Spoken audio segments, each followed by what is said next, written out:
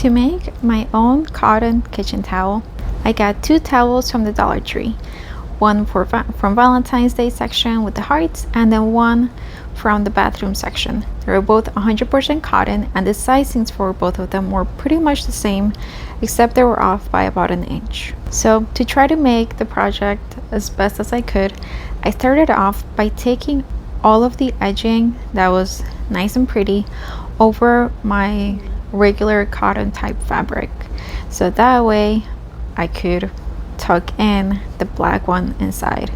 I did take off the tag of the black one in case it ended up on an edge and it didn't need to be seen. So I took that out, but they were both 100% cotton, which was very exciting because it's very hard to find towels that actually dry now. A lot of them just seem to smear the wet to other areas, which is really weird.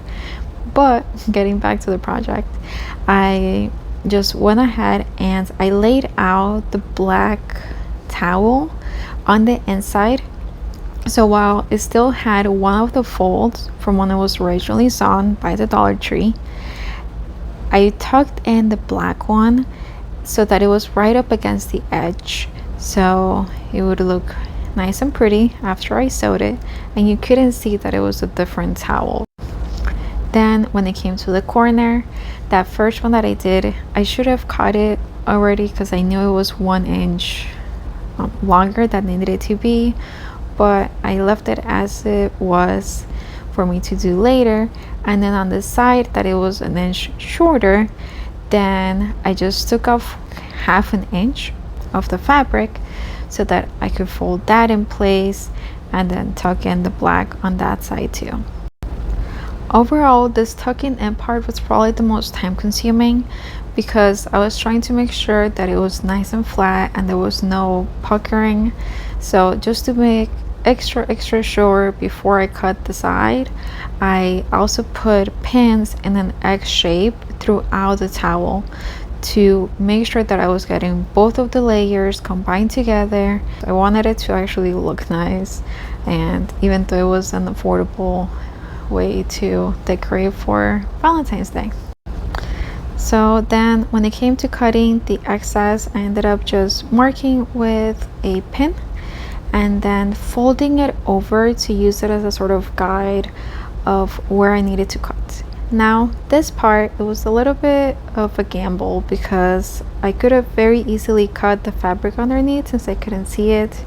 So I think it might have been better off, like if I had, while it was flipped upside down, just cut the black side and then done the cutting just while I could see the edges, so it wasn't so much guessing where I was making the cut with the scissors. When it came to the corners, it's been a while since I sewed and I was completely blanking on what was the best way to sew them. I knew that I had to do something to them. I had to cut them somehow, but I can't remember exactly what that was like. Didn't feel like looking it up, so it was a lot of trial and error, and at the end I was ready to sew them.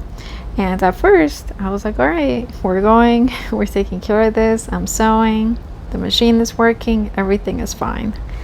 And then when I least expected it, I got like a little beep beep beep from my machine, and I thought it was gonna explode, so I panicked. I turned it off immediately because that's what I do whenever the machine goes off. I don't know, it scares me. So I turned it off, and then I realized all of my stitches were totally messed up, so I had to undo all of them. So everything that I thought I was doing was not happening.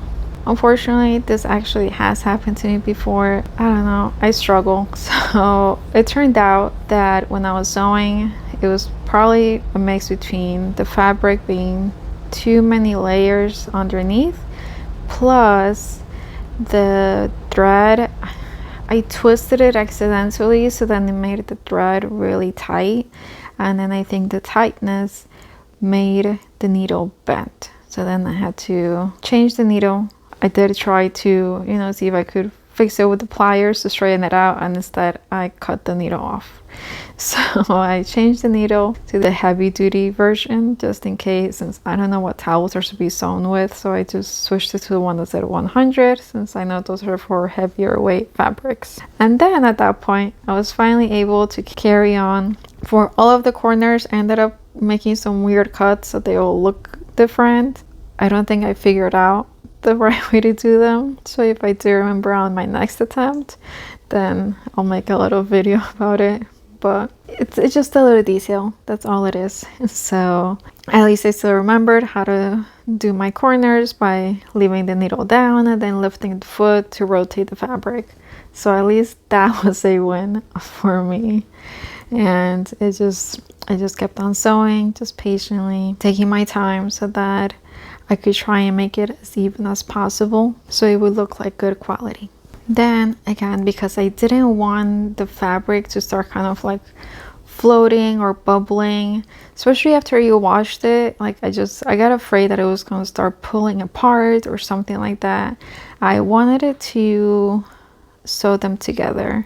I know some people do like stripes and squares and diamonds and stuff like that and quilting, and I don't have one of those like free motion foots, I think is what they're called, but I just have a regular foot on my machine. So that's what I use to make some curves along the hearts. I was essentially trying to make them a little bit funky, so a little bit wavy in between, and then sticking to the white areas so that I didn't overlap a whole bunch of times. It really ended up being a little bit like I was making diamond shapes by accident, but I was trying to not, sew the same place twice, which in turn led to different directions. I did some where I started from the top and then finished on the side, and then others when I started at the side and then I finished on the other side. So I just kind of let my creativity take me wherever. I did end up running out of thread at some point, so I had to do the refills for it, but in the end I was able to finish it all, and I'm super happy with the way that it came out. All things considered, very happy with my beautiful girly kitchen towel. So if you enjoyed this project, be sure to subscribe so you can see more craft projects from my mom and me.